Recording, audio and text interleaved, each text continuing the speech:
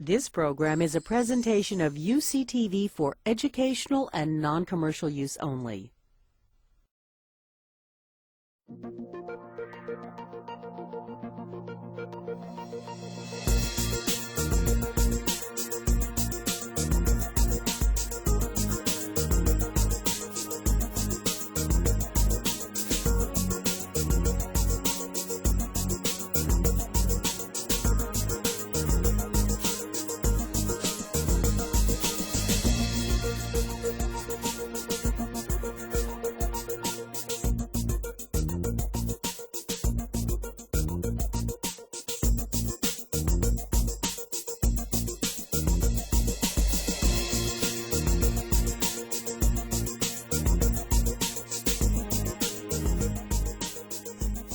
I'm going to tell you tonight a story.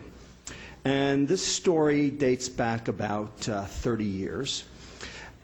This story has a little bit of something for everybody. It has a little bit of biochemistry, a little bit of clinical research, a little bit of public health, a little bit of politics, a little bit of racial innuendo. The only thing it's missing is sex. But we can see what we can do about that too. By the end of the story, I hope I will have debunked the last 30 years of nutrition information in America. And I would very much appreciate it if at the end of the talk you would tell me whether or not I was successful or not. Okay?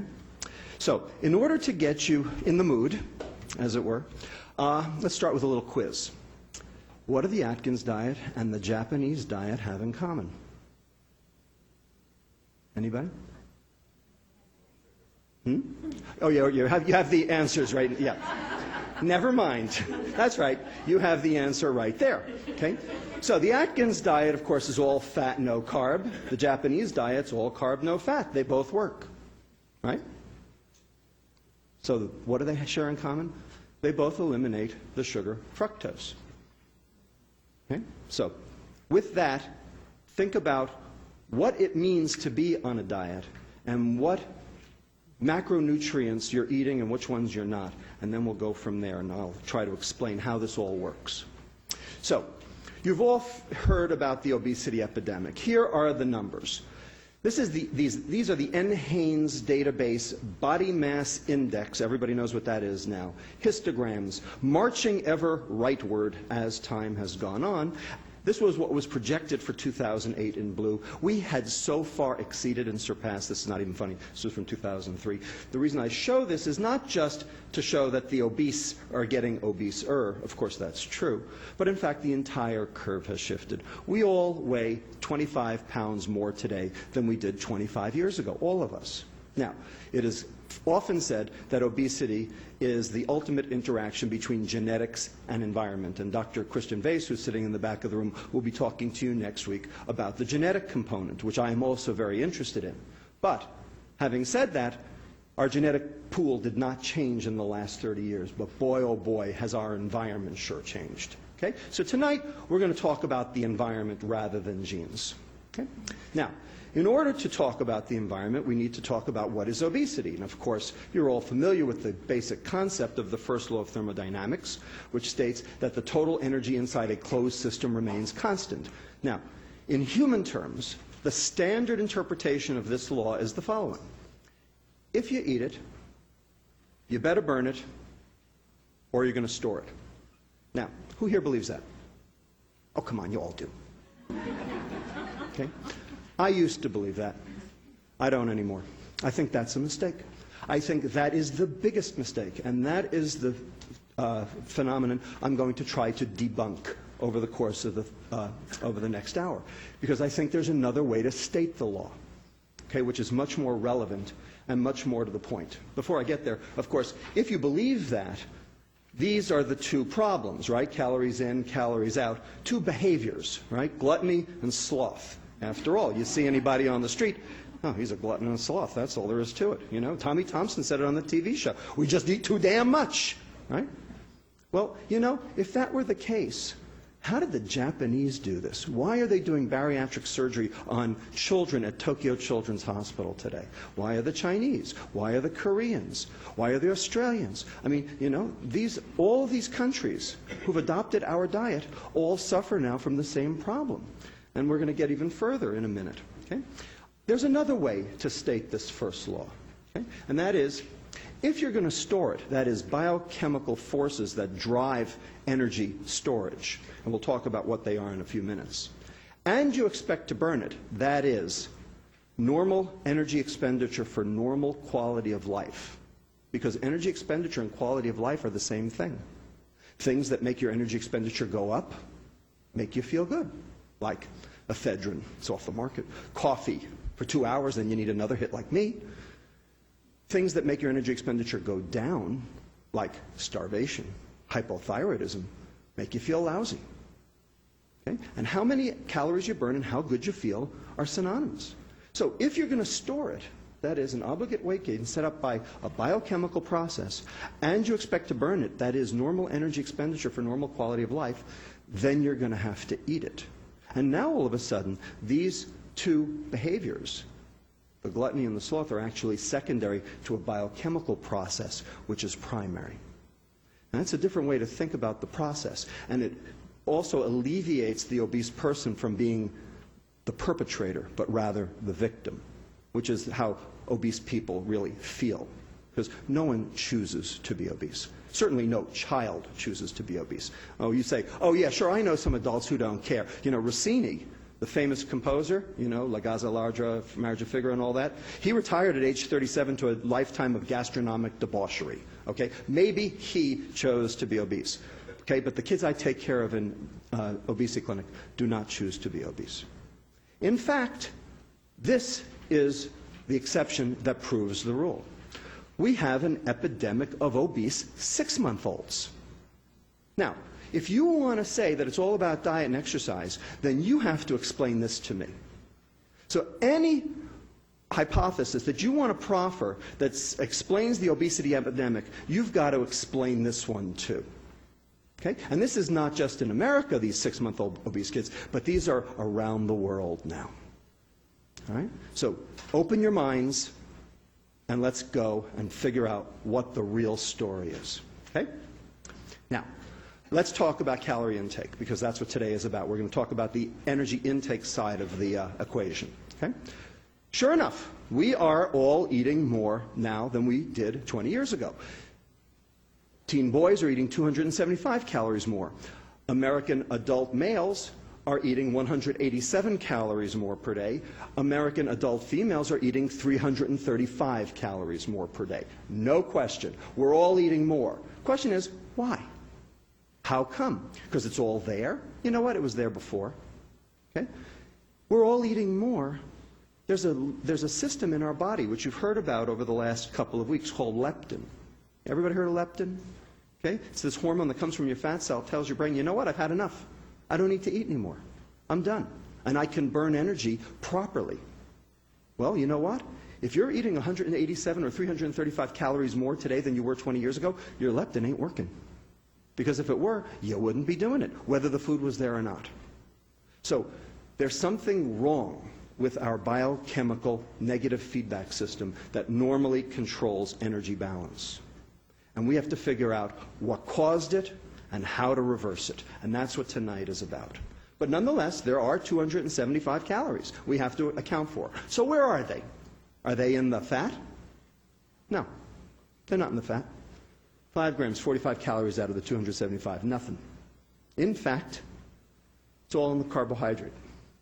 57 grams, 228 calories. We're all eating more carbohydrate. Now, you all know back in 1982, the American Heart Association, the American Medical Association, and the U.S. Department of Agriculture admonished us to reduce our total fat consumption from 40 to 30%. Everybody remember that? Okay? That's how Entenmann's fat-free cakes came into being. Remember that? Okay? So what happened? We did it. We've done it. 40% down to 30%. And look what's happened to the obesity, metabolic syndrome, non-alcoholic fatty liver disease, cardiovascular disease, stroke, prevalence, all jacked way up as our total fat consumption as a percent has gone down. It ain't the fat, people. It ain't the fat. So what is it? Well, it's the carbohydrate. Specifically, which carbohydrate? Well, beverage intake, right? 41% increase in soft drinks, 35% increase in fruit drinks, fruit aids, whatever you want to call them. Okay? Just remember, down here, 1 can of soda a day is 150 calories. Multiply that by 365 days a year, and then divide that by the magic number of 3,500 calories per pound. If you eat or drink 3,500 calories more than you burn, you will gain 1 pound of fat. Okay? That's the first law of thermodynamics. No argument there. That's worth 15.5 pounds of fat per year. 1 soda a day is 15.5 pounds per year. Now, you've all heard that before. That's not news to you. The question is, how come we don't respond? How come leptin doesn't work? How come we can't stay energy stable? That's what we're going to get to. So, I call this slide very specifically the Coca-Cola conspiracy. Anybody here work for Coke? Pepsi? Okay, good. All right, so this over here, 1915, the first standardized bottle of Coca-Cola out of Atlanta. Anybody remember this bottle? Sure, a lot of you do, right? I remember this bottle because my grandfather in Brooklyn took me on Saturday afternoon down to the local soda shop on Avenue M and Ocean Avenue, and every Saturday afternoon I had one of these. I remember it very well. Now, if you drank one of those every day, assuming, of course, that the recipe hasn't changed, because, after all, only 2 people in the world know the recipe, and they're not allowed to fly on the plane at the same time, right? You know that, okay? Assuming the recipe hasn't changed, if you drank one of those every day for a year, 6.5 ounces, that would be worth 8 pounds of fat per year, okay?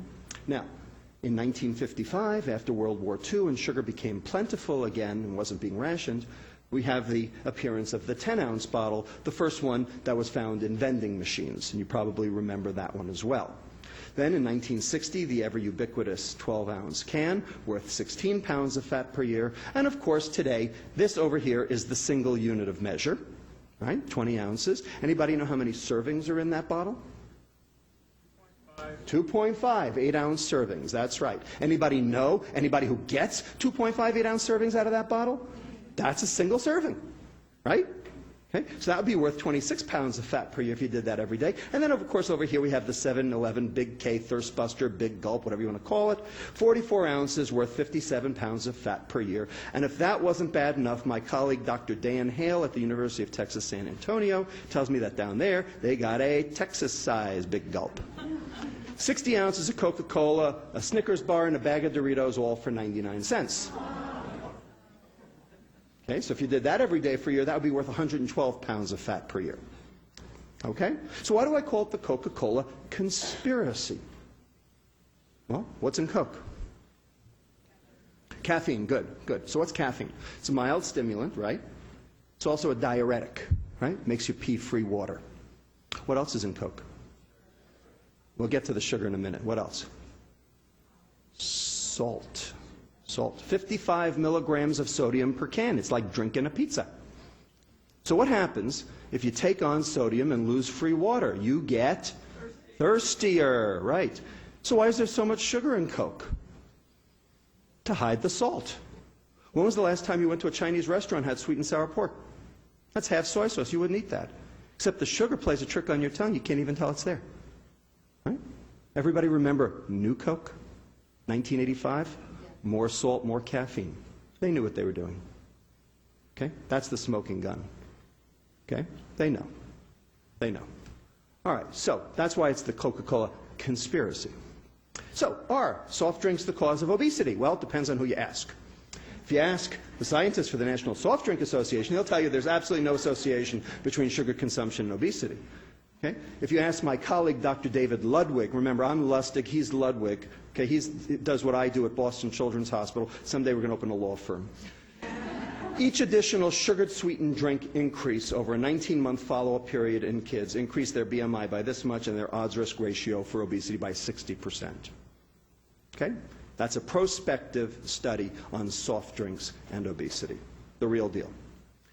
If you look at meta-analyses, everybody know what a meta-analysis is? Okay, it's a conglomeration of numerous studies subjected to rigorous statistical analysis. Okay? 88 cross-sectional and longitudinal studies regressing soft drink consumption against energy intake, body weight, milk and calcium intake, adequate nutrition, all showing significant associations, and some of these being longitudinal. This came from Kelly Brownell's group at Yale. Okay? I should comment, disclaimer, those studies that were funded by the beverage industry showed consistently smaller effects than those that were independent. Wonder why. Now, how about the converse? What if you take the soft drinks away? So this was the fizzy drink study from Christchurch, England, James et al., British Medical Journal, where they went into schools and they took the soda machines out. Okay? Just like we did here in California. Okay? We haven't seen the data yet, but they went and did it for a year. So the prevalence of obesity in the intervention school stayed absolutely constant, no change, whereas the prevalence of obesity in the control schools, where nothing changed, continued to rise over the year. Okay, so that's pretty good. So how about type 2 diabetes? Are soft drinks the cause of type 2 diabetes? Well, this study from JAMA in 2004 looked at the relative risk ratio of all soft drinks, cola, fruit punch, and found a very statistically significant trend of sugared soft drinks, fruit aids, etc., causing type 2 diabetes. And you know we've got just as big a problem with type 2 diabetes as we do with obesity for the same reasons. And this was a sugared sweetened beverage against risk for type 2 diabetes in African American women. Looking here at sugared sweetened soft drinks, just the downward arrow shows that there was a significant rise as the number of drinks went up. You can see that here, whereas orange and grapefruit juice, interestingly, did not. Okay? So, two different studies, two different increases in type 2 diabetes relative to soft drink consumption. So what's in soft drinks? Well, in America, it's this stuff, right? High fructose corn syrup. Everybody's heard of it, right? It's been demonized, something awful. So much so that the corn refiners industry has launched a mega campaign to try to absolve high fructose corn syrup of any problems, which we'll talk about in a moment. Okay? But the bottom line is, this is something we were never exposed to before, 1975, and currently we are consuming 63 pounds per person per year. Every one of us. 63 pounds of high fructose corn syrup. That's American, yes. Now, what is high fructose corn syrup? Well, you'll see in a minute. It's one glucose, one fructose. We'll talk about those at great length. One of the reasons we use high fructose corn syrup is because it's sweeter. So here's sucrose. This is cane or beet sugar, standard table sugar, you know, the white stuff. Okay? And we give that an index in sweetness of 100. So here's high fructose corn syrup. It's actually sweeter. It's about 120. So you should be able to use less, right? Wrong. We use just as much. In fact, we use more. So here's lab fructose over here, if you had crystalline fructose. And they're starting to put crystalline fructose into some of the soft drinks. You can, they're actually advertising it as a good thing.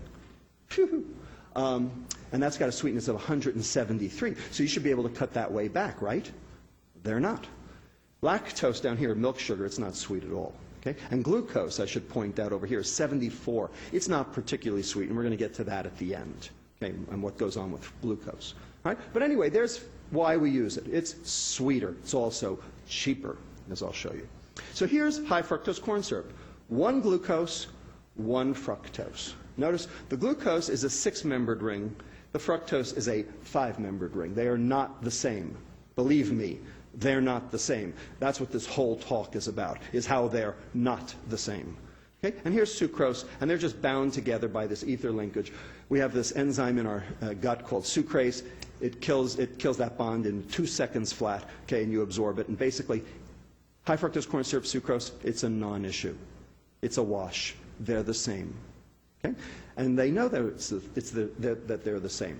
The soft drink companies and the corn refiners, because here are their missives. Okay? This comes from the Corn Refiners Association. Obesity research shows high fructose corn syrup metabolizes and impacts satiety similar to sugar. Indeed it does. I agree. Okay? Decent meetings, academic meetings around the country. Okay? Hunger and satiety profiles energy intakes following ingestion of soft drinks. Bottom line, research supported by the American Beverage Institute and the Corn Refiners Association. They are correct. There is absolutely no difference between high fructose corn syrup and sucrose. So much so that the Corn Refiners Association, in an attempt to capture market share, came out with this entire ad campaign. You probably saw it on the back page of the New York Times. Okay? It was on TV. It's everywhere. My hairdresser says that sugar is healthier than high fructose corn syrup. Wow, you get your hair done by a doctor? I didn't know I could cut hair. Okay? If you want to see all of them, there are a whole bunch of them. You can go to www.sweetsurprise.com and see how you're being hoodwinked. Okay? But indeed, this is true. High fructose corn syrup and sucrose are exactly the same. They're both equally bad. Okay? They're both dangerous. They're both poison. Okay? I said it. Poison. My charge before the end of tonight is to demonstrate that fructose is a poison. And I will do it. And you will tell me if I was successful. Nonetheless, here's Center for the Science and the Public Interest and the Corn Refiners Association. Everybody remember last year when Gavin Newsom floated a soda tax? Okay, last February. Okay, Governor Patterson of New York has since floated one, and other people are starting to talk about it. So why are they saying this? Well, they're saying obesity is a problem, kids are drinking soda, let's tax it. Okay, so they're talking about soda like it's empty calories. I'm here to tell you that it goes way beyond empty calories. Okay? The reason why this is a problem is because fructose is a poison. Okay? It's not about the calories. Has nothing to do with the calories. It's a poison by itself. And I'm going to show you that.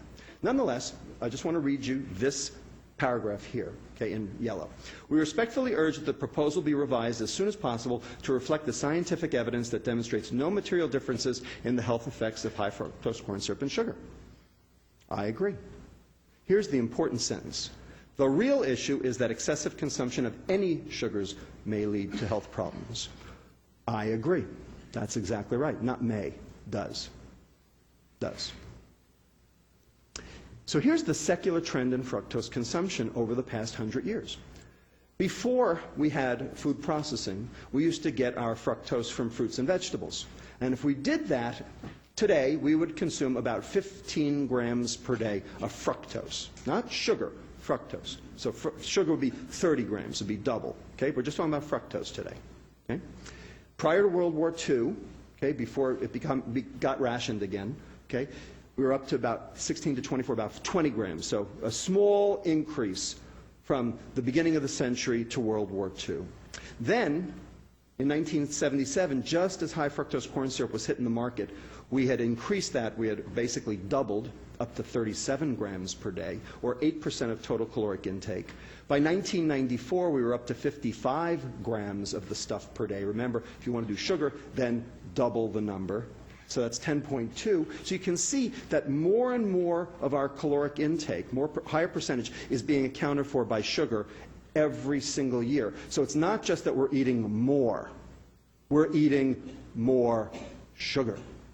Okay? And for adolescents today, we're up to almost 75 grams, 12% of total caloric intake. 25% of the adolescents today consume at least 15% of their calories from fructose alone. This is a disaster, an absolute unmitigated disaster. The fat's going down, the sugar is going up, and we're all getting sick. Now let me show you why. Okay. How'd this happen? Why did it happen? So this is where the politics comes in. This is the perfect storm. And it was created from 3 political winds that swirled around all at the same time to create this perfect storm. So, the first political wind, everything bad that ever happened in this country started with one man. Okay? And it's still being felt today. Okay? So Richard Nixon, in his paranoia back in 1972, okay, food prices were going up and down and up and down. I'm going to show you that on the next slide. Okay? And he was worried that this was actually going to cost him the election. So he admonished his Secretary of Agriculture, Earl Rusty Butz, I love that name, okay, to basically take food off the political table, to make food a non-issue in presidential elections. Well, the only way to do that was to make food cheap. So he was out to find all methods to be able to decrease the price of food. Remember Nixon's war on poverty? We're suffering from it today. Okay? That's what this is. Okay? Second political wind, the advent of high fructose corn syrup. Okay? So this was invented in 1966 at Saga Medical School in Japan by a guy named Takasaki, who's still alive. Okay? As far as I'm concerned, this stuff is Japan's revenge for World War II. Except, of course, that they're suffering from it now themselves. Okay? Like everything, you know, it always comes back to haunt you. Okay? And it was introduced to the American market in 1975. So what do you think happened to the price of sugar when this thing hit the market? Here's what happened. So here's the U.S. producer price index of sugar going up and down and up and down. Okay? This is not good. Okay? Stability is at 100%. If it stays nice and stable at 100%, that's what you want, okay, if you're a politician. Up and down. Here's where corn sweeteners entered the market in 1975, 1980, and you can see that since then the price of sugar has remained remarkably constant. And it did so not just in the U.S., but also on the international stage. Here's the London price doing the same thing. And when you look at the difference in price between sugar and high fructose corn syrup, you can see that high fructose corn syrup is about half the price. Okay? So in other words, it's cheap. So high fructose corn syrup is evil, but it's not evil because it's metabolically evil. It's evil because it's economically evil. Because it's so cheap that it's found its way into everything. It's found its way into hamburger buns, pretzels, barbecue sauce and ketchup. Okay? Almost everything. Okay? Somebody emailed me the other day and told me they went into their local grocery store and went through every single loaf of bread on the shelf. And out of 32 types of bread on the shelf, only one of them did not have high fructose corn syrup in it. Okay? So we are being poisoned by this stuff, and it's been added surreptitiously to all of our food, every processed food. Okay? And the question is, why? Well, you'll see why in a minute. Okay? So the corn refiners like to point out, well, you know, it's just been a substitution. Okay? As the high fructose corn syrup's gone up, the sugar's gone down. You know, we're just replacing, you know, like gram for gram. Well, not exactly. Because here's 73 pounds of sugar per year. This is from the Economic Research Service of the U.S. Department of Agriculture. Okay? So disappearance data. Okay? 73 pounds up to 95 pounds by 2000. Okay? And there's something missing from this slide. Anybody want to tell me what it is? What's missing? Juice. Juice is missing, because juice is sucrose, right? Sugar. And juice causes obesity. Okay? So this is a study done by Miles Faith, a prospective study in inner-city Harlem toddlers. Okay? And the number of juice servings per day predicts the change in BMI score per month in these inner-city Harlem toddlers. Now, where do these inner-city Harlem toddlers get their juice? From what? From where? From whom? From WIC. Anybody heard of WIC? You know what WIC is? Women, Infants, Children, right? A government entitlement program set up under who? Nixon, okay? To prevent failure to thrive. They did. This is the equal and opposite reaction. So let's add juice in. Here it is. And so most fructose items, when you put it together, now we're up to 113 pounds on this graph. And I just heard from Brian Williams of NBC News after the most recent study came out that was in the Journal of Clinical Investigation that we are actually up to 141 pounds of sugar per year, each of us. That's what we're up to, 141 pounds of sugar per year. Okay? Now, do you think that this might have some detrimental effects on you? Hasn't stopped you, has it? That's the point. It hasn't stopped you. That's why we need to talk about this. So, juice consumption increases the risk for type 2 diabetes. Okay? So this is the relative risk ratio as juice intake goes up, and this is in the nurses' study, okay? Showing, again, juice consumption, sucrose, obesity, diabetes. Okay, the third political storm, okay, that's swirling around to create this disaster, this mega typhoon. Okay? That thing that happened in 1982, the USDA, the American Heart Association, the American Medical Association, all telling us we had to reduce our consumption of fat. Now, why did they tell us that? To stop what? To stop heart disease, did we? No, we didn't, did we? Okay? In fact, it's worked the exact opposite. We've only created more. Okay? So now, how did this come to be? Why did they tell us to stop eating fat? Well, in the early 1970s, we discovered something in our blood called LDL, low-density lipoproteins. You've heard of that, right? Is it good or bad? Not so bad. We'll talk about it. In the mid-1970s, we learned that dietary fat raised your LDL. So if dietary fat is A and LDL is B, we learned that A led to B. Okay, dietary fat definitely increases your LDL, no argument. It's true. Okay? And then finally in the late 1970s, we learned that LDL correlated with cardiovascular disease. Okay? So let's call cardiovascular disease C. Okay? So we learned that B led to C. So the thought process, by some very smart nutritionists, et cetera, the USDA, et cetera, said, well, if A leads to B and B leads to C, then A must lead to C, therefore, no A, no C. This was the logic. Now, any logicians in the room? Anybody see any problems with that logic? Go ahead. That's right, the premise is incorrect. And I'll tell you why the premise is incorrect. Because this suggests that this is all transitive, but in fact only the contrapositive is transitive. So it's not no A, no C, it's no C, no A. Okay? So the logic isn't even right. There's faulty logic here. Okay? So this doesn't work on any level. All right? So I'm going to show you why this doesn't work. And here's why, but before I show you why it doesn't work, I'm going to show you that this was a battle royal back in the 1970s. Okay? This was not a simple thing. There were people lined up on both sides of this story. Okay? So this over here is a book, 1972 it came out, and it was called Pure, White, and Deadly. It's all about sugar.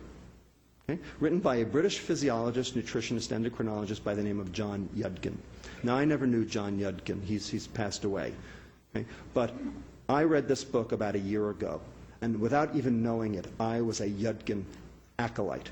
I was a Yudkin disciple. Every single thing that this man said in 1972 is the God's honest truth.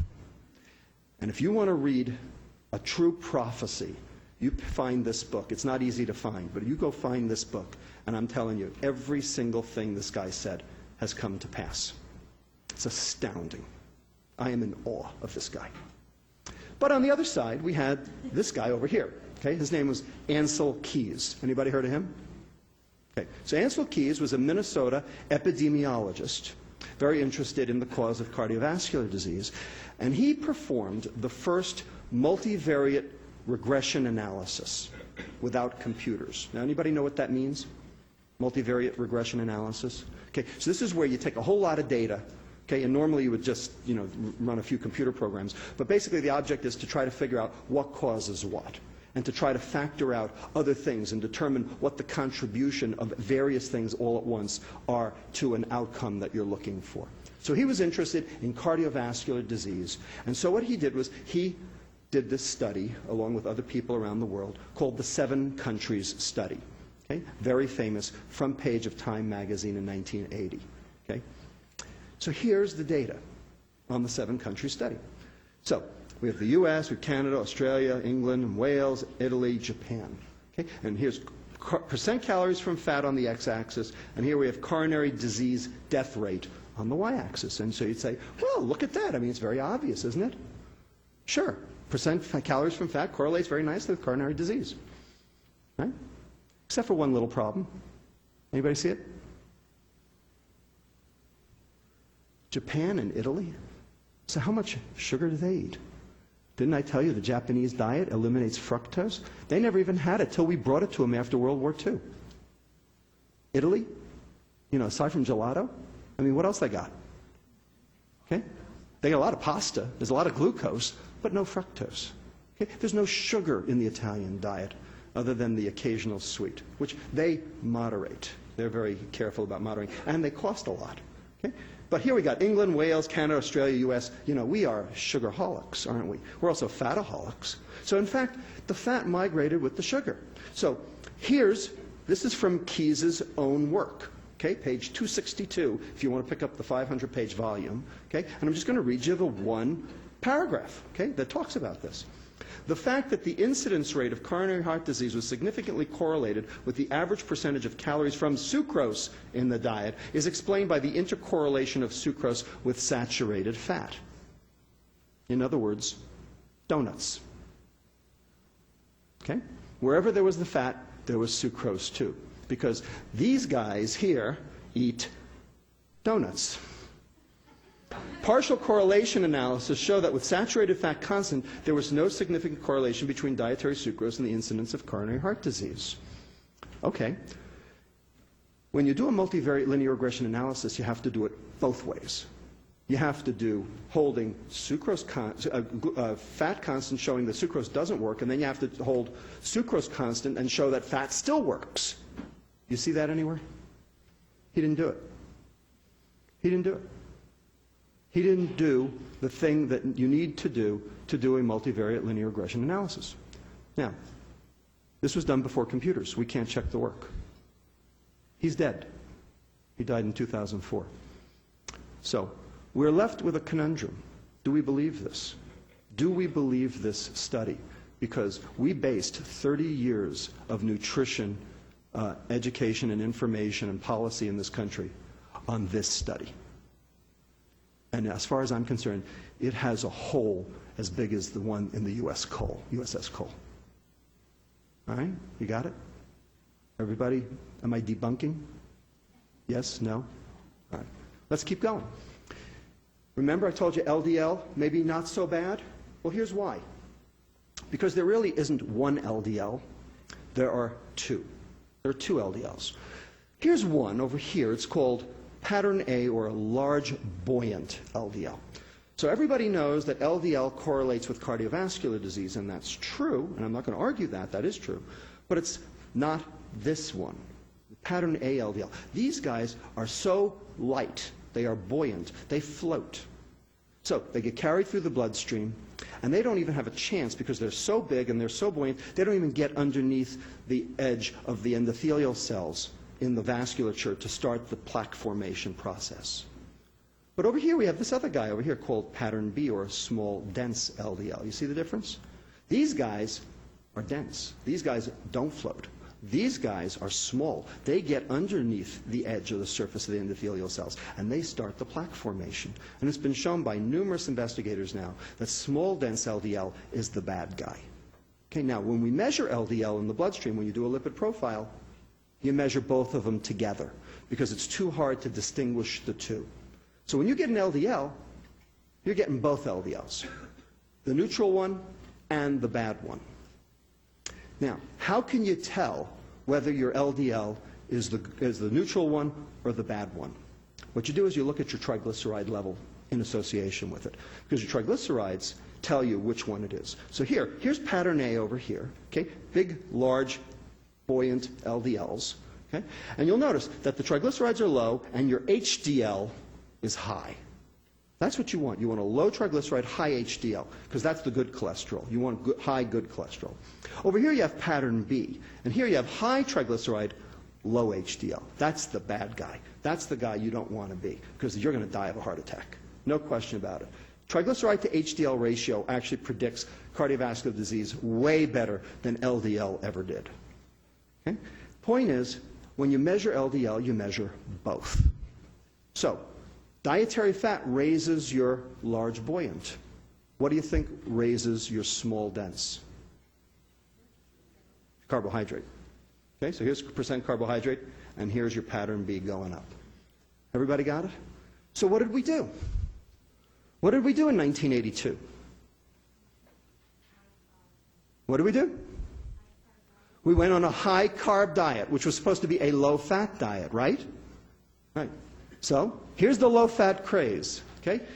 Took America and the world by storm, because the content of low-fat, home-cooked food that you cook by yourself in your house, you can control the content of fat. Okay? But when you process it, low-fat processed food, it tastes like cardboard. It tastes like crap. Okay? So the food companies knew that. So what did they do? They had to make it palatable. So how do you make it something palatable that has no fat in it? You add the sugar, right? So everybody remember SnackWells?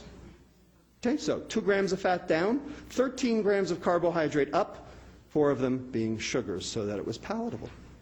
Okay? Well, we've just shown you that that's the worst thing you could do. And that's what we've done. And we're still doing it today. So when you find a mistake, what do? Okay? You admit the mistake and you right the ship. We haven't admitted the mistake and we haven't righted the ship.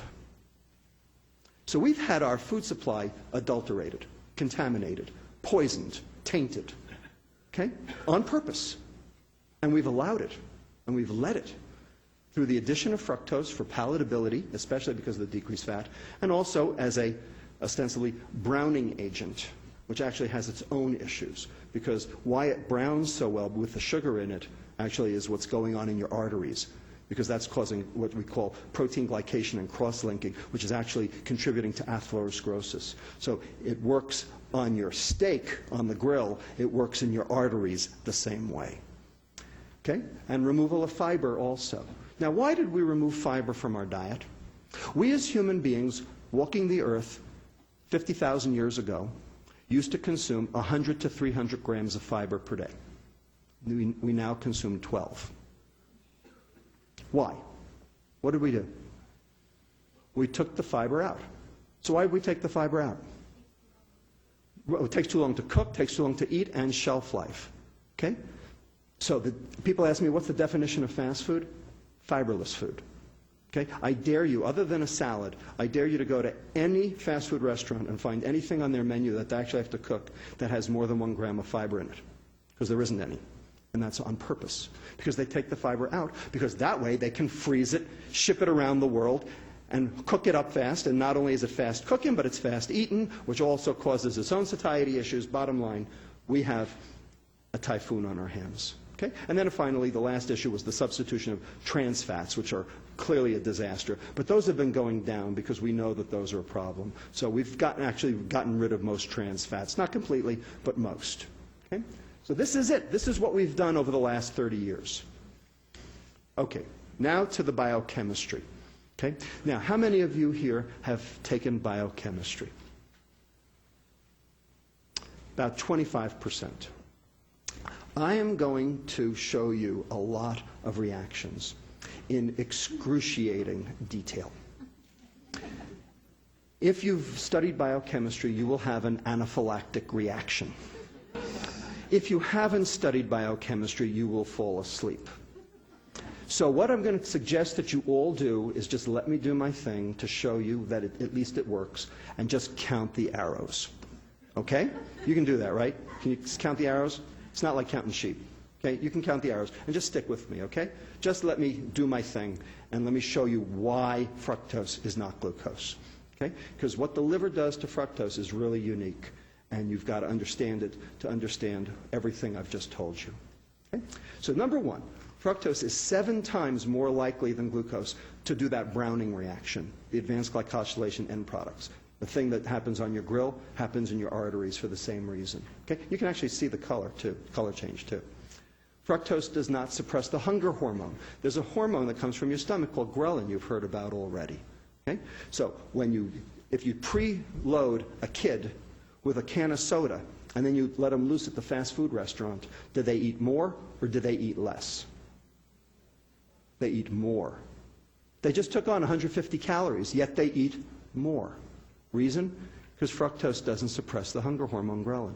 So they eat more. Acute fructose ingestion does not stimulate insulin because there's no receptor for fructose, no transporter for fructose on the beta cell that makes insulin.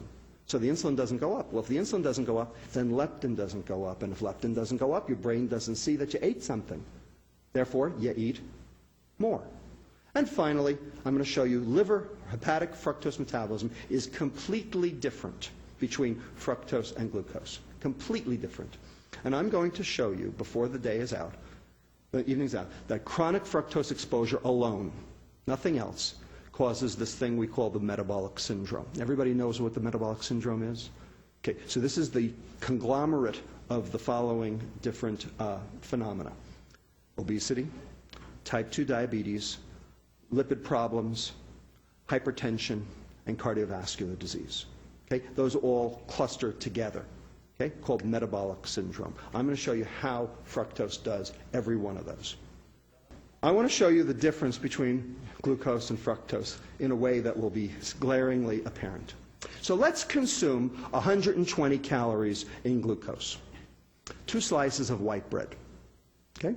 What happens to that 120 calories? Now, you eat the 120 calories, 96 or 80% of the total will be used by all the organs in the body. Okay? 80% off the table. Why? Because every cell in the body can use glucose.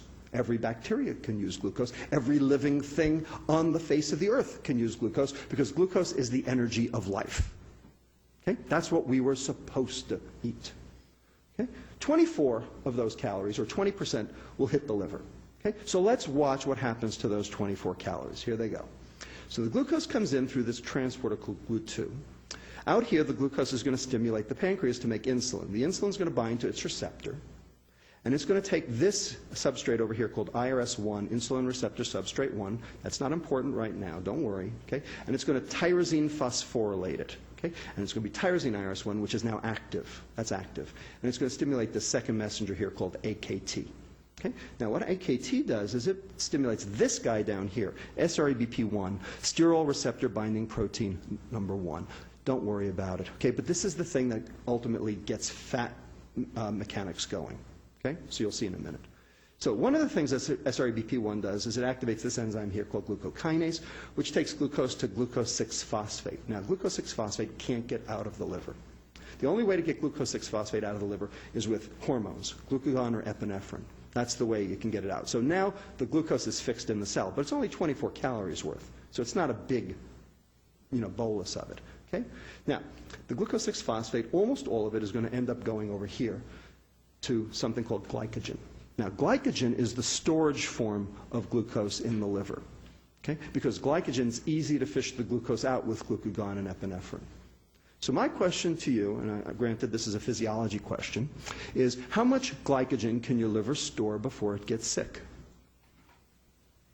The answer is any amount. It's unlimited.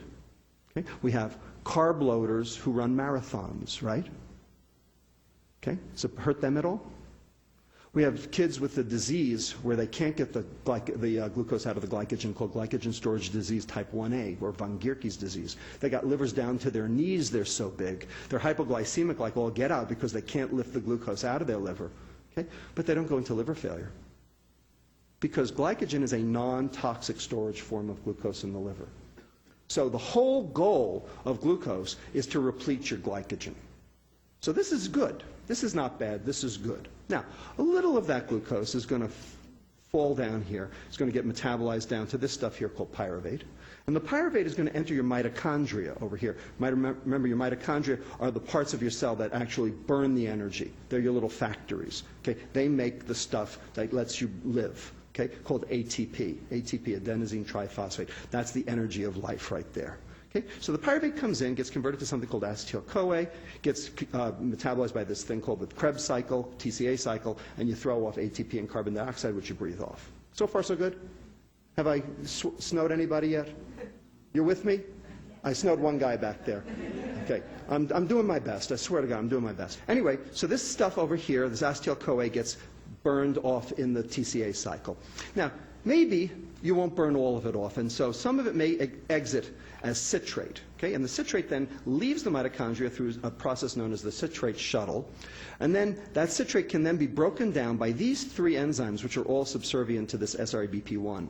This is ATP citrate lyase, acetyl-CoA carboxylase, fatty acid synthase. They're not important. The only thing to know is these 3 enzymes together turn sugar into fat. Okay? This is called de novo, meaning new, lipogenesis, fat making. Okay? This is de novo lipogenesis. So you take the citrate, which came from the glucose, okay, and you end up with something called acyl-CoA, which then gets packaged with this protein here, and you end up with something called VLDL, very low density lipoprotein. Now, anybody heard of that before? Is it good or bad? It's bad. That's bad. Okay? VLDL is bad because that's one of the things that causes heart disease. It's also a substrate for obesity. Okay? So you don't want to make much of this. Okay?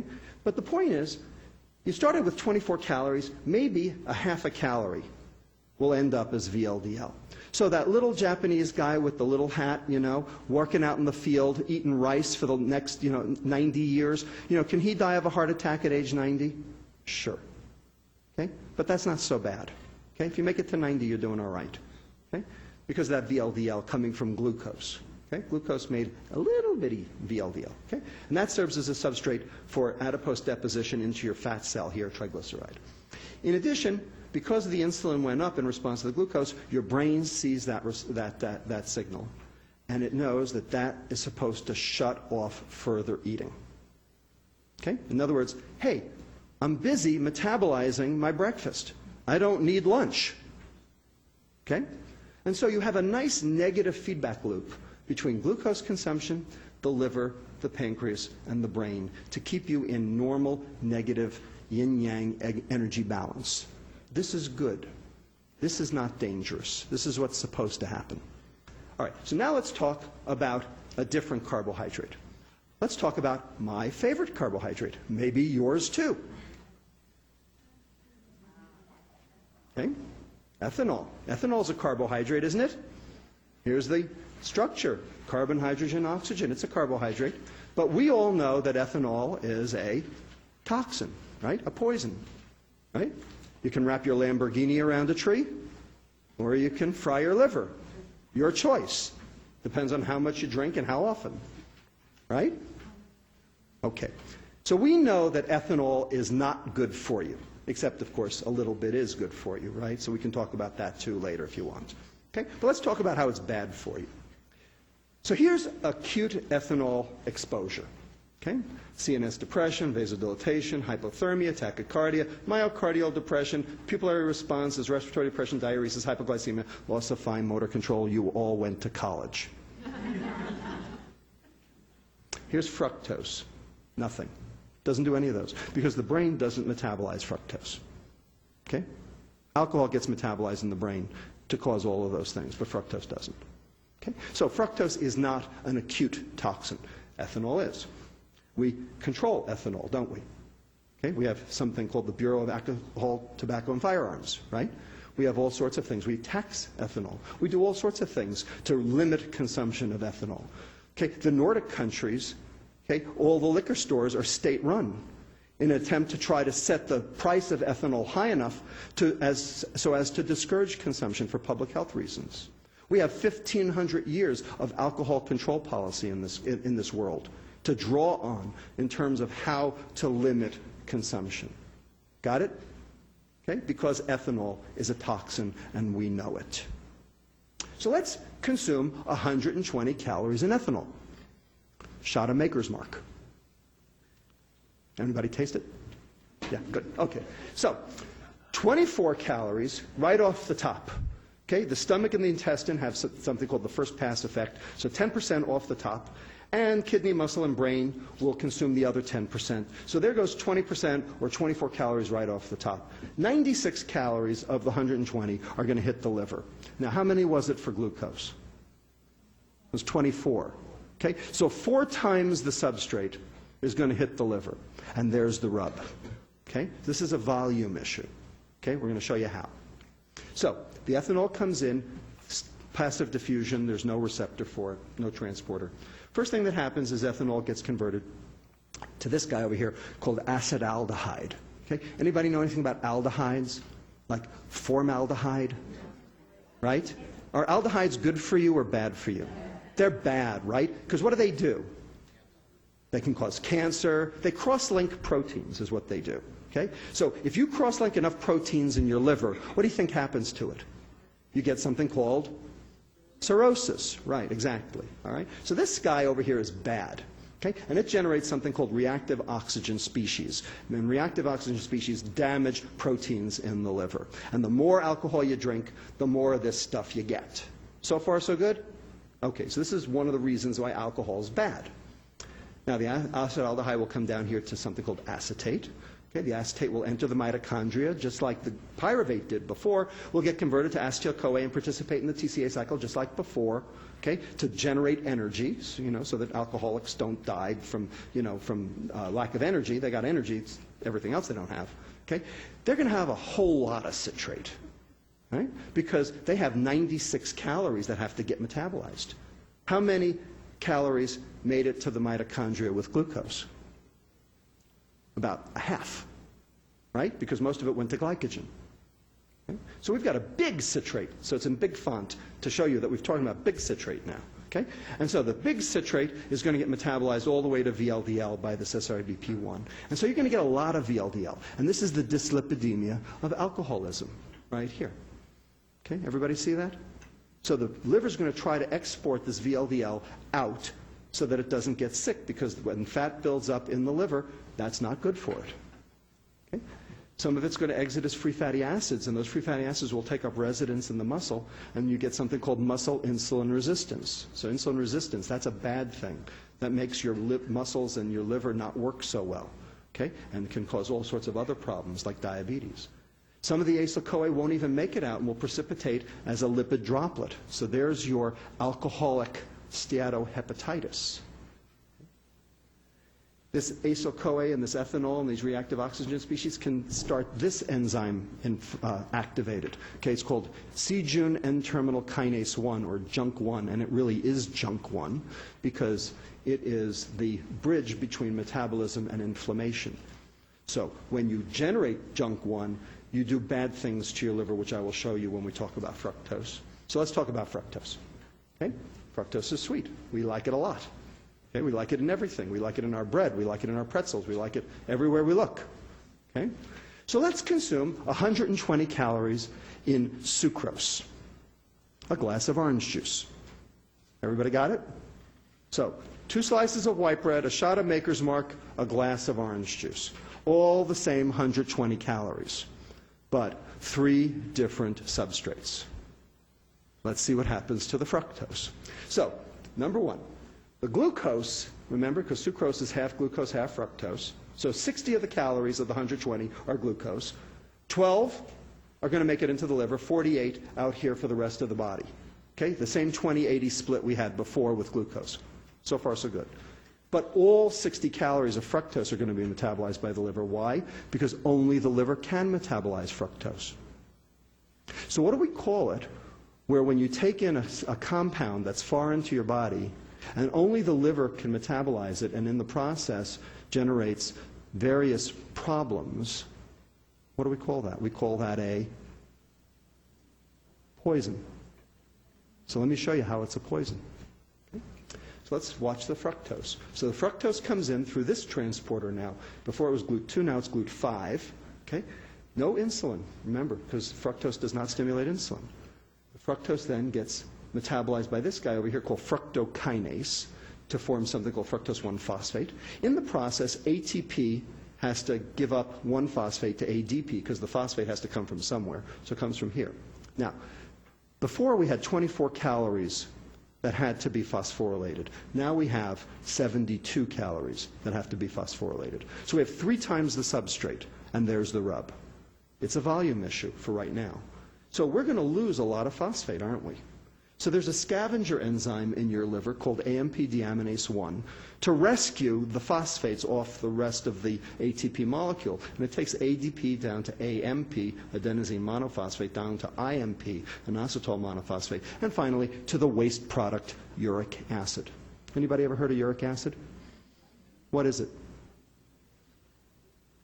It's a waste product. It goes out in your urine. Causes what disease? Gout. Right. Okay? It also causes another disease called hypertension. Okay, let me show you how. Because uric acid, turns out, blocks the enzyme in your blood vessels called endothelial nitric oxide synthase. And that's the enzyme that makes this stuff called nitric oxide, NO. And that is your endogenous blood pressure lowerer. That keeps your blood pressure low. So when you can't make it, your blood pressure goes up. So this just shows that fructose consumption increases gout in adults. Okay, so this is a study that came out last year showing that fructose consumption increases the risk for gout, showing that uric acid is going up. And this is a study done by our pediatric renal fellow, Stephanie Wynn, just published in Journal of Pediatrics. Okay, it's not submitted anymore, it's long in press. Okay, showing that this is in the NHANES database in the adolescents, showing that sugar sweetened beverages, as it goes up, your uric acid goes up. And not only does your uric acid go up, but here's your sugar sweetened beverages, and here's your systolic blood pressure going up. And here's a study done by Dan Feig at the University of Texas San Antonio, where he took obese adolescents with hypertension, and he gave them the drug allopurinol. And allopurinol is the drug that you treat gout with to lower the uric acid. And look what happened to the blood pressure. Systolic, diastolic, went down, showing that, in fact, uric acid is an important part of hypertension. We have a hypertension epidemic in this country. Here it is. It's the sugar. Okay, so far we have high blood pressure. Let's keep going. The fructose will get metabolized down to pyruvate. The pyruvate will enter the mitochondria just like before, throwing off a lot of citrate. Now here's a little trick that fructose does that glucose doesn't. Because these two can reform this stuff over here called fructose 1,6-bisphosphate, which can then reform with glyceraldehyde to form this guy over here called xylulose 5-phosphate. And I'll get to xylulose 5-phosphate in a moment. But I want to point out this asterisk. That's there to remind me to tell you something. That's there to remind me to tell you that this is why the sports drink companies put high fructose corn syrup in the sports drinks. Because if you are glycogen depleted, in other words, if you just ran a marathon, and you have no glycogen left in your liver because you burned it all, and you take in a sports drink with high fructose corn syrup, you can replete your glycogen faster than with glucose alone. That's true. So for elite athletes, a high fructose corn syrup containing sports drink actually makes sense. And so, indeed, sports drinks have high fructose corn syrup. The question is, who's drinking the sports drinks? Any elite athletes you know? Who's drinking the sports drinks? The kids, right? Why are they drinking it? Because it's cool, right? Because it's cool and it tastes good. Okay, so before we go on, I just want to now digress for a moment. Okay? 1967, University of Florida patents Gatorade. Everybody remember Gatorade? Okay. 1970, the Florida Gators win the NCAA championship in football. Gatorade makes a big splash. Okay? Big deal. Anybody ever taste the original Gatorade? Yeah? What did it taste like? Tasted horrible. Okay? It tasted like something that you might find, coming out of you instead of going into you. Okay? It tasted awful. Okay? 1992, Pepsi buys Gatorade. And they say, how are we going to market this swill? So what did they do? They added the high fructose corn syrup. Okay? So now who drinks it? Right, fat kids. Right? Not even skinny kids. Fat kids drink it. Okay? So there's a problem here. Okay, and we're going to show you how that works. Okay, so xylulose 5-phosphate, just to show you. So here's, if you take a rat and you glycogen deplete them by making them run on an exercise wheel, okay, and then you refeed them with starch or with sucrose, the xylulose 5-phosphate goes way up with the sucrose. Okay, so you get more xylulose 5-phosphate through this pathway here, going over here. So why do we care about xylulose 5-phosphate? Well, here's why. Because it stimulates this guy over here called PP2A, which then activates this transcription factor here, carbohydrate response element binding protein, which then activates what 3 enzymes? New fat making, right? De novo lipogenesis. So here's the citrate, right? We got lots of that. And here we've got acyl-CoA, which is the way into fat, okay, which then gets packaged, with to the VLDL, and now you've got the dyslipidemia of obesity, of fructose consumption, which has been known for many years. So here's normal medical students, if you can call them normal, okay? Taking in a glucose load, notice almost none of it ends up as fat. Taking in a fructose load, same number of calories, 30% of it ends up as fat. So when you consume fructose, you're not consuming the carbohydrate, you're consuming fat. So everybody talks about a high-fat diet. Well, a high-sugar diet is a high-fat diet. That's the point. That's exactly the point. Okay? This is a study where they gave acute administration of fructose, and you can see the triglycerides going up compared to the control. Okay, serum triglyceride right there. Here's normal medical students again, 6 days of high fructose feeding. Triglycerides doubled. De novo lipogenesis went up 5 times higher. And here's free fatty acids, which then cause insulin resistance, doubled. Okay, 6 days. So here's the dyslipidemia of fructose consumption. We're not done. Some of the fat won't make it out of the liver, just like with ethanol, and now you've got a lipid droplet, so now you've got this non-alcoholic steatohepatitis. So this is work that we did in our clinic, okay, looking at sugar-sweetened beverage consumption against the liver enzyme marker ALT, alanine aminotransferase, which tells you about fatty liver. And sure enough, here's sugar-sweetened beverages against ALT, and you can see a nice linear relationship in Caucasians. African Americans, it's a different relationship, and that's a whole nother story all by itself. Okay? So there's the lipid droplet of a non-alcoholic steatohepatitis. Some of it will come out as free fatty acids and populate the muscle.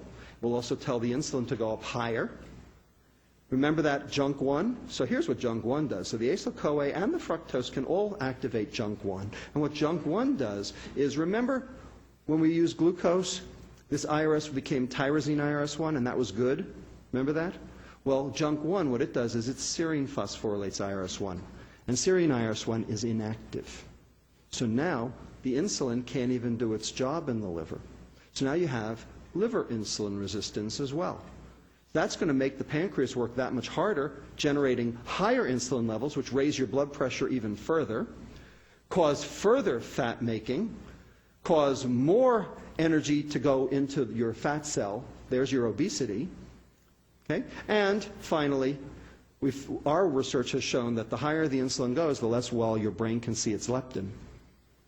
And so there you've got continued consumption because your brain thinks it's starving. And it's been shown in many different ways that fructose consumption changes the way your brain recognizes energy, all in a negative fashion, so that you basically think you're starving. Your brain gets the signal that you're starving, even though your fat cells are generating a signal that says, hey, I'm full like all get out. Okay? So this just shows you how it goes. So the high insulin generates the obesity because this is that, remember that the first law of thermodynamics, the biochemical force generating the energy storage as the primary phenomenon, remember? If you're going to store it and you expect to burn it, then you're going to have to eat it. So here's the store it. Normally, that would make leptin, and the leptin should feed back and turn everything off. But it doesn't because the insulin gets in the way, and the high-fat diet gets in the way. Also, the hyperinsulinemia stops the leptin from acting on that nucleus accumbens, and so you get an increased reward signal. So that continues your appetite, continues more fructose, more carbohydrate, generating more insulin resistance, and you can see you generate a vicious cycle of consumption and disease, and no stopping. So here we are. Hypertension, inflammation, hepatic insulin resistance, hyperinsulinemia, dyslipidemia, muscle insulin resistance, obesity, and continued consumption. Looks like metabolic syndrome to me. So here are the phenomena associated with chronic ethanol exposure. Hematologic disorders, electrolyte abnormalities, hypertension, cardiac dilatation, cardiomyopathy, dyslipidemia, pancreatitis, malnutrition, obesity, hepatic dysfunction, that's alcoholic steatohepatitis, fetal alcohol syndrome, and addiction. Here's fructose, 8 out of 12. Why? Because they do the same thing. Because they're metabolized the same way. Because they are the same. They come from the same place, right? How do you make ethanol? Naturally. Right. You ferment sugar. Hasn't changed. Because it has all the same properties. Because it's basically taken care of by the liver in exactly the same way. And for the same reason. Because sugar and ethanol are the same. Every which way you turn. So here's our clinic intervention. This is what we do in our clinic. Okay? It's as simple as you can imagine. We write this on the back of a matchbook. Okay? I mean, it's just as simple as you can make it. We have 4 things we teach the kids to do, and the parents. Get rid of every sugared liquid in the house, bar none. Only water and milk. Okay? There is no such thing as a good sugar beverage, period. Eat your carbohydrate with fiber. Why? Because fiber is good. Fiber is supposed to be an essential nutrient. And we can talk later, if you want, after the cameras turn off, as to why fiber is not an essential nutrient. Because the government doesn't want it to be. Okay? Because then they couldn't sell food abroad. Wait 20 minutes for second portions, okay, to get that satiety signal. And finally, buy your screen time minute for minute with physical activity. That's the hardest one to do. Okay? So if you play for half an hour, you can watch TV for half an hour. You want to watch TV for an hour, play for an hour. That one's a hard one. But anyway, we follow our patients every 3 months. So here's my question. Does it work? What do you think? Yeah, it works. Okay? So this is BMI Z-score, time from initial visit. It works. But we were interested in what made it work and what made it didn't work. So we did a multivariate linear regression analysis, right? The thing that made it not work, sugared beverage consumption. The more sugar beverages the patients drank at baseline, the less well the lifestyle intervention worked, for all the reasons I just showed you. Okay? So, why is exercise important in obesity? Because it burns calories? Come on. 20 minutes of jogging is 1 chocolate chip cookie. You can't do it. Are you joking me? So why is exercise important? I'll tell you why. Here's why. Number 1, it improves that skeletal muscle insulin sensitivity because your insulin actually works better at your muscle, okay, which then brings your insulin levels down, which is good for you. Number 2, it's your endogenous stress reducer. It's the single thing that actually stress reduces. And if you stress reduce, what do you think your appetite does? Goes down. Because stress and obesity go hand in hand, right? For all sorts of reasons which are beyond the scope of this lecture today, but we can talk about in the question period if you want. And then finally, remember that de novo lipogenesis? Remember those 3 nasty enzymes? Okay? What if you burned the stuff off before you made the fat?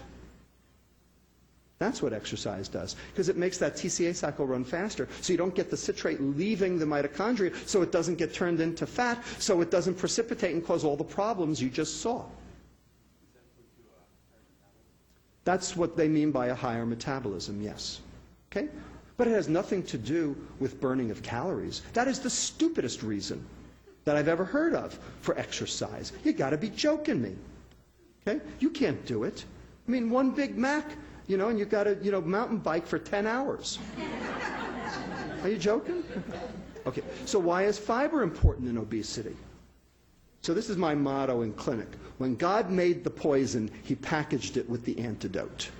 Okay? Because fructose is a poison. I think I've hopefully shown you that. Okay? But wherever there's fructose in nature, there's way more fiber. Do you ever see a piece of sugar cane? It's a stick. Right? You can't even chew the damn thing, right? You got to suck the stuff out like that, right? I mean, how many calories do you think you're going to get out of a piece of sugar cane? Okay? They actually did studies on the sugar plantations back in the early 1900s. Okay? All of the workers were healthy and lived longer than the sugar executives who got the processed product. How about that? Wonder why. Okay? So, eat your carbohydrate with fiber. That's why we say that. That includes sugar. That's why fruit's okay. Because number 1, it limits how much fructose you're going to take in. And number 2, it gives you an essential nutrient, which you needed in the first place. And you get some micronutrients along with it so that you actually can, your liver works healthier. So here's what fiber does. Number 1, it reduces the rate of intestinal carbohydrate absorption. Okay? Now, Sometimes that's bad. I'll tell you when that's bad. Okay? You know when that's bad? That's bad when you're at a formal function. Because what happens if you reduce the rate of carbohydrate absorption in your gut? The bacteria get to it. Okay? So as far as I'm concerned, in life you've got two choices. It's either fat or fart. It increases the speed of transit of the intestinal contents to the ileum. Okay? And that raises this hormone over here called PYY, which goes to your brain and tells you the meal's over. That's your satiety signal. So when you add fiber to your diet, you actually get your satiety signal sooner because the food moves through faster. And then finally, it also inhibits the absorption of some free fatty acids all the way to the colon, and then those get chopped up into little itty-bitty fragments called short-chain fatty acids, and those actually suppress insulin as opposed to long-chain fatty acids which stimulate insulin. So there are a whole bunch of reasons why fiber is good. Anybody ever heard of the Paleolithic diet? Okay? Go home and read up on it on the internet. Okay? The Paleolithic diet. Basically, if you eat everything as it came out of the ground raw, okay, with no cooking, okay, you would cure diabetes on a dime. Okay? It takes about a week. Okay? Because you're getting that 100 to 300 grams of fiber I mentioned before. That's why. Because fiber is good for you. Okay? And the more the better. Type 2, right, type 2, not type 1. Type 1. I stand corrected, type 2. Okay? Okay. Now, for some fun. Okay, that's the end of the biochemistry. Whew. How'd I do? I told you I'd get you through it. Okay, so now comes the fun part, okay? The racial innuendos and the, all the political stuff, okay? The fructosification of America and, of course, the world. Ready? Another quiz. Can you name the 7 foodstuffs at McDonald's that don't have high fructose corn syrup or sucrose? No, mustard has it. Oh, come on, the big one. French fries. But they have salt, starch, and fat, so they're not so good either. Okay, what else? We'll get to coffee. Hash browns, for the same reason, right? Salt, starch, and fat. Okay, what else? Chicken McNuggets. I was shocked. No sucrose or high fructose corn syrup in chicken McNuggets. But as the circuit court judge in New York called them, they are still a McFrankenstein creation. Okay, but nonetheless, no sucrose. I was really shocked. Sausage. Oh, they're terrible. They're just disastrous. But I mean, there's nothing good in them at all. But there's no fructose. Sausage. Diet Coke. Coffee, if you don't add the sugar, and iced tea, if you don't add the sugar. By the way, the chicken McNuggets have, we have a disclaimer, because no one eats the chicken McNuggets without the dipping sauce. And there's a whole bunch of high fructose corn syrup in the dipping sauce, right? Okay, good. All right. So who's really drinking this? We talked about this before. Gatorade AM. So this is an attempt by Pepsi to capture market share on the juice market, right? Do you think there are any elite athletes who actually drink this stuff? You got to be kidding me. Okay, this is for kids, right? So this really blew my socks off. This was my daughter when she was in 2nd grade 2 years ago, Miriam Lustغ, okay?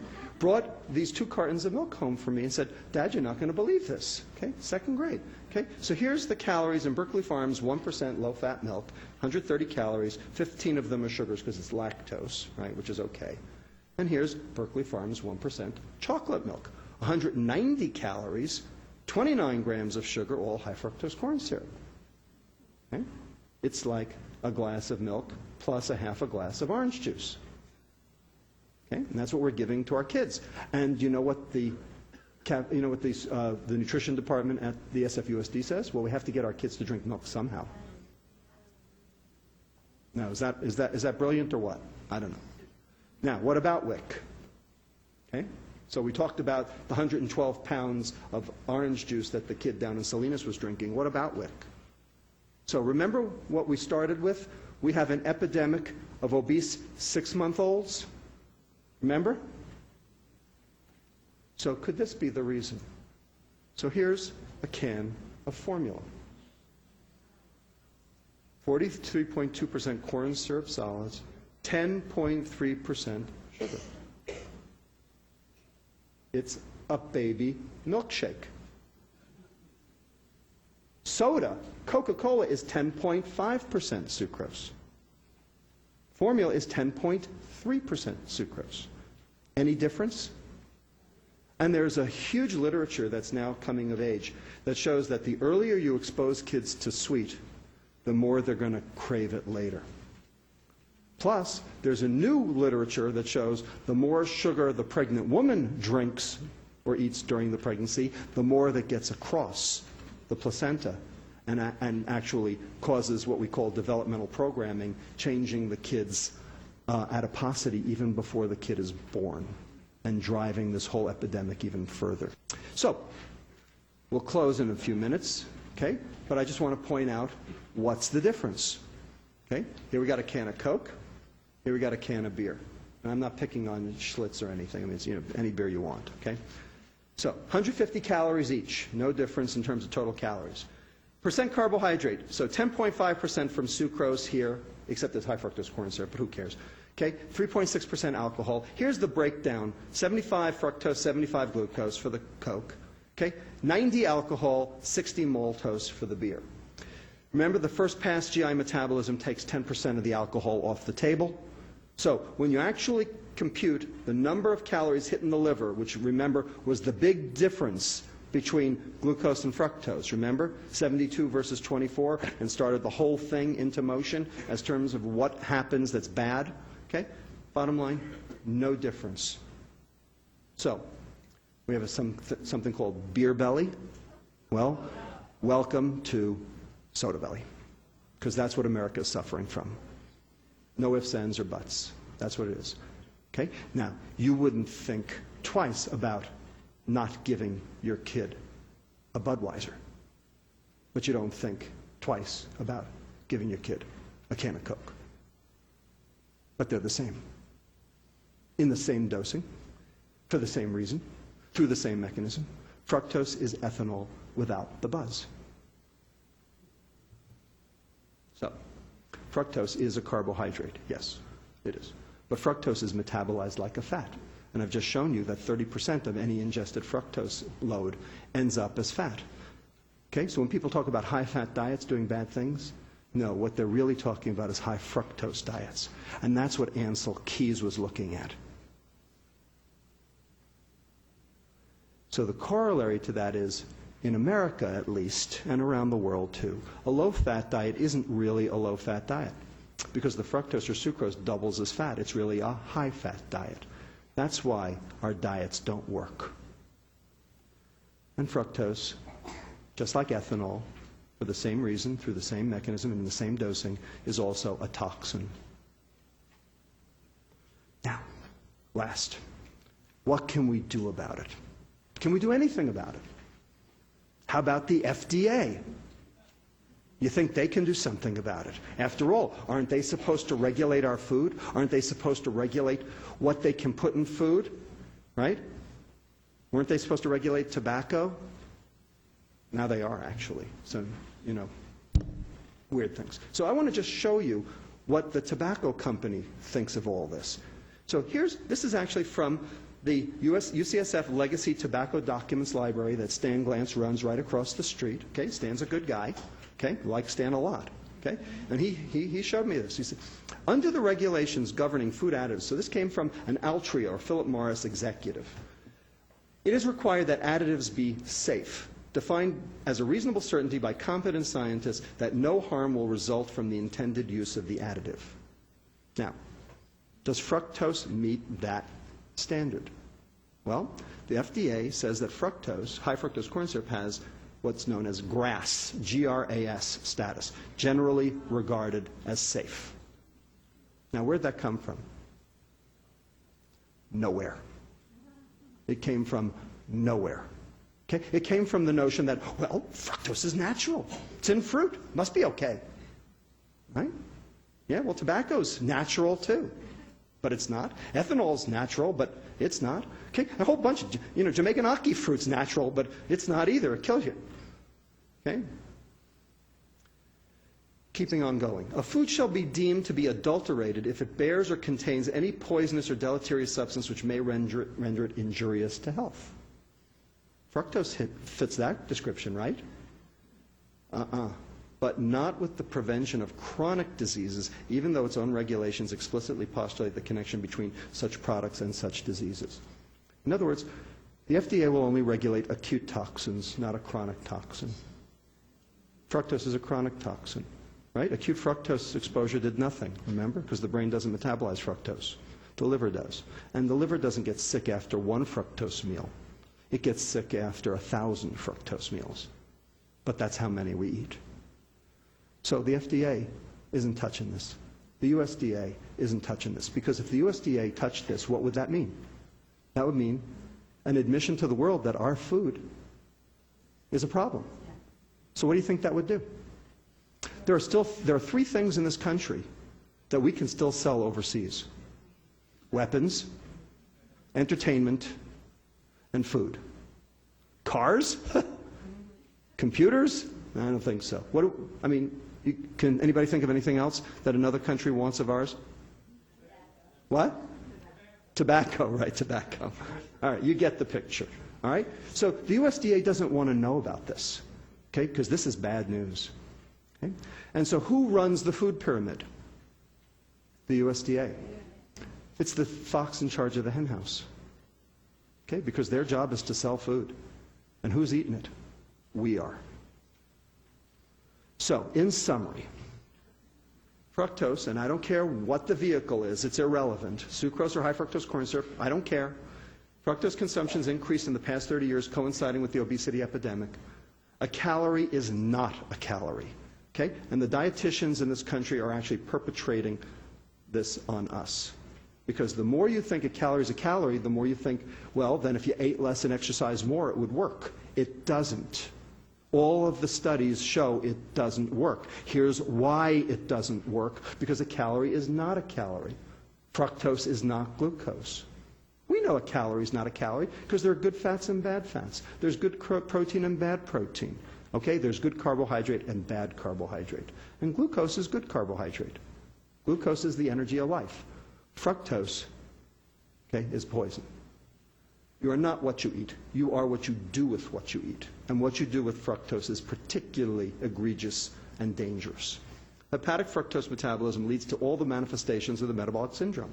Hypertension through that uric acid pathway, de novo lipogenesis dyslipidemia, hepatic steatosis through that DNL pathway, those 3 enzymes, the new fat-making pathway, inflammation through JNK1, hepatic insulin resistance because of the serine phosphorylation of IRS1, obesity because of the VLDL transport to the adipocyte, and leptin resistance promoting continuous consumption, basically starving your brain, making you think you need more.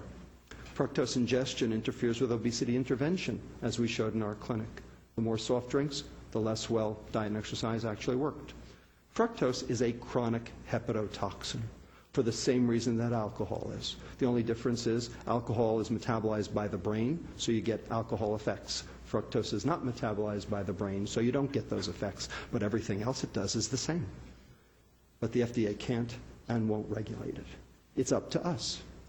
I'm standing here today to recruit you. Okay? That's a famous saying here in San Francisco, right? I'm Harvey Milk and I'm here to recruit you. Okay, I'm Robert Lestag and I'm here to recruit you in the war against bad food. Okay? And this is what's bad.